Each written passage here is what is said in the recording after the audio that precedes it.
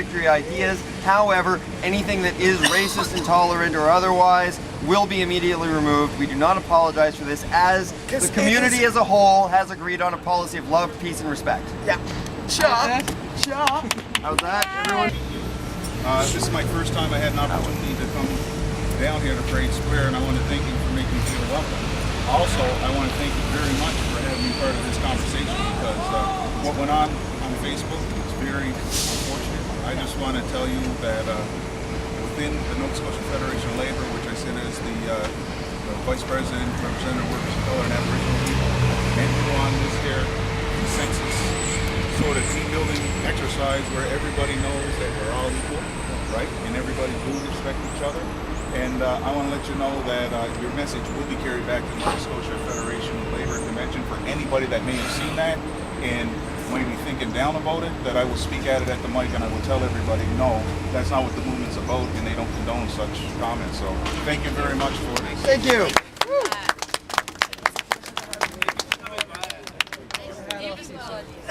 I'm glad to be here. Thank you. Sorry that your first visit here had to be centered around the topic. Sorry, that is great. Awesome. That was us. Like we talked about it this morning. We're like, we need an emergency meeting, and that was our first emergency meeting.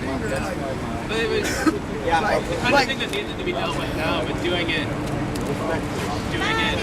open, in a very open and transparent way. Well, I tell you, 100% Labour is behind the movement, right? And thank you very much for saying that, because I can talk firsthand as to what I heard here.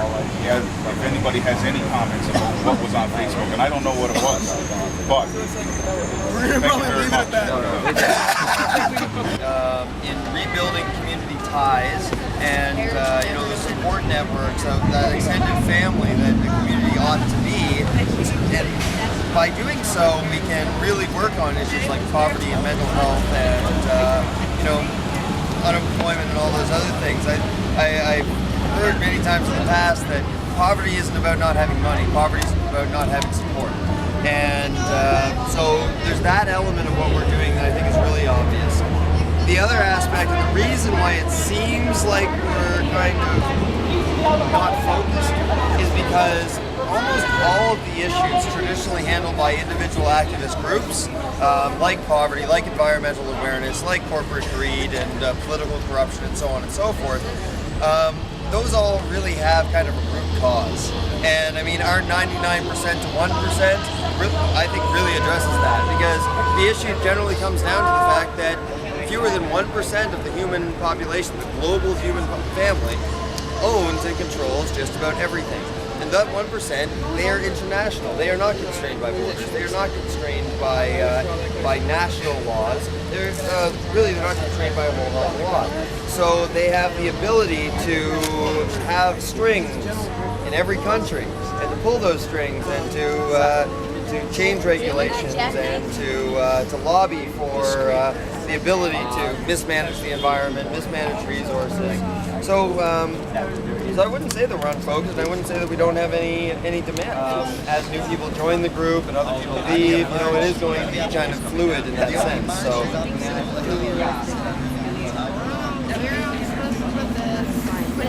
And we've already started talking about winterizing, getting some big heavy army surplus tents, like 10, 20-man tanks sort of thing. And I mean, as you guys can see, like every time we've hit bad weather, we've strengthened our camp as a result. We've got in, first off, public sympathy when it's raining. So people are bringing dry clothes and tarps and all that stuff down. So anytime we notice problems, we have the opportunity to solve them, and then we end up being stronger as a result. Well, everybody, this is what it feels like to sit at the welcome desk. I decided to fill in for somebody while I took a question of somebody over there. So now it's just a matter of whether or not somebody will actually show up, because I don't know what any of these pamphlets are. I should probably look. So James, a fellow Occupy here, always used to play ukulele, had a beautiful red ukulele, and sadly last week the head broke off and the ukulele was ruined. And the gentleman named Ian just dropped by, who happened to be here last week when the ukulele broke, and he thought that was very sad and that James was good at ukulele, and so he brought him a new one. Out of the blue. There's love in the world.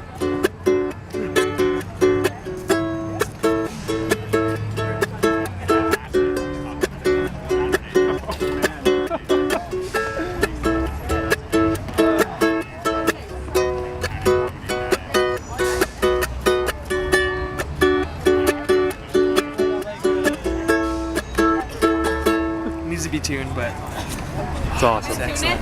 Yes, please. Smile from ear to ear. Nice. We're men in tights. Okay. Do-do-do-do.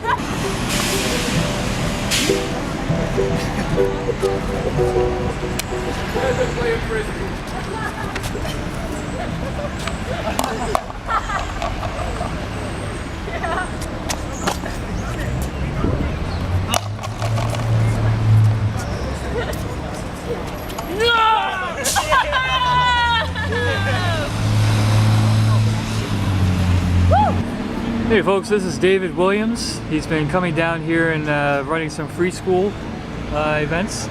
And basically I was just wondering what it is you're trying to portray in your teachings, if there's a specific message We're you're trying talking to about the skills in community organization. Okay.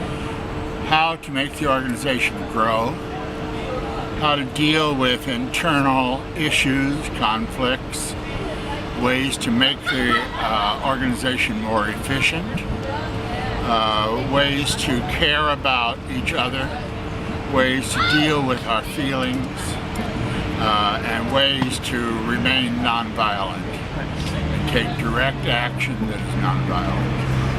Nice. Now, over the last couple of days, especially last night, there was a lot of tension in regards to people coming from the bars and coming down here and being drunk and rowdy and all that. Do you have any suggestions to people that might not want to? Well, Good ways to de-escalate. I've been talking with people here, and there are concerns. I'm really surprised how well everyone is prepared for the fact that there will be opposition, and they're prepared to meet it nonviolently. The level of thinking that's going on here is very, very high. Yes, I agree. And I'm excited by the way they are thinking about things and dealing with things. I think we need a few professional people who are skilled in conflict resolution, in calming things down. And I would appeal to people who have skills in dealing with psychiatric emergencies and conflict to make themselves known to us so that we can do a better job of dealing with those issues. Nice. Do you feel that the reasons for people being here is a major factor in the ability to be able to handle these situations? In regards to, like, most people are down here to help change a system that's inherently corrupt, it's evil, it's bad, and so on and so forth. Do you think that mentality helps along with being able to deal with these types of situations? The fact that they are trying to make a better world and that they're trying to do it through nonviolent direct action is an answer to turmoil. It is an answer to turmoil. We have found over the last 40 years an emphasis upon conflict, and now we're finding an emphasis upon nonviolence, brotherhood, and equality. And I think that does help equip people here especially well, better than we were in the 60s to deal with these issues. Do you think the access to information might be one of those factors that helps us along in regards to the internet and I don't just know. all that sort of stuff? No? I don't know. Maybe. Yeah. If the internet does good, do it. Yeah. But it's really going to take your presence, your involvement to change things. Yeah. And what motivated you to come down here? It's my life. Yeah. It's my life. I want to live in a society that is peaceful, that is egalitarian, that is caring, and the society I've been working for for 77 years. Hasn't been that. And I see in these young people the seeds of a new society. That's good to hear. Well, thank you very much. Appreciate it very much. And the people that were going to take care of the sacred fire, Willie Nevin and them, came over there, and then someone from the commission came down and told them there was not going to be a fire, and that they were going to move down to, of all things, the government building, put the sacred fire over there. And I think that raises a very serious question, well, a couple of serious questions of what do we as a body intend to do to be in solidarity with the Truth and Reconciliation Commission, but to do it in a way that would be conflicting with what they're doing, even though I don't agree with them moving to the government building. And the reason for that is that the very same government that is polluting Pictou Harbor is sitting down there, and they think the fire is better down there than it is here. Well, I won't even get into that. Take pictures. We are going to be here all week to contribute to the life of the movement of Halifax, and we're very interested about how it's going here. And if you don't mind, we would like to put a picture on the Occupy Montreal page, and just speak up. That's great. Photos taken for the Occupy Montreal website. From here. We have some people here from Occupy Montreal who are interested in how we're doing things and want to go forward. welcome. The community. Great. That's a question. And they're going to be taking pictures. How long are you here? Actually, we're going to be here all week. Yeah. Of course. Yeah, if we're talking about values, I guess one of the biggest values, and I think that everybody just by being here is an example of it, is being open to having their beliefs challenged. And I think that it's almost worth getting a temperature check. Is everybody here willing to get their beliefs challenged? Woo! Great. That's all I ask. What are you doing, kitty cat? Hey, you just chilling? You watching everybody? You having a good day? Hey? Taking in the sights? Protesting? Fighting the fight? That's a good kitty cat. Yes, you sit there and you watch everybody with your evil eyes. Did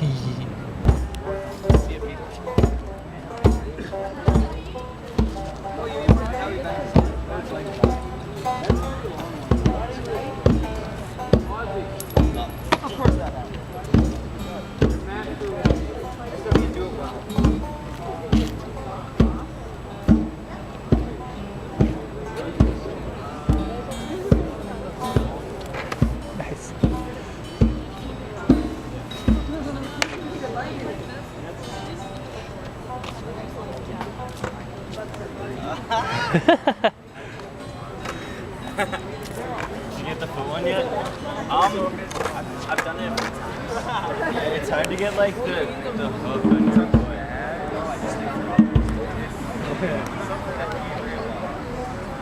I like that one a lot. There you go.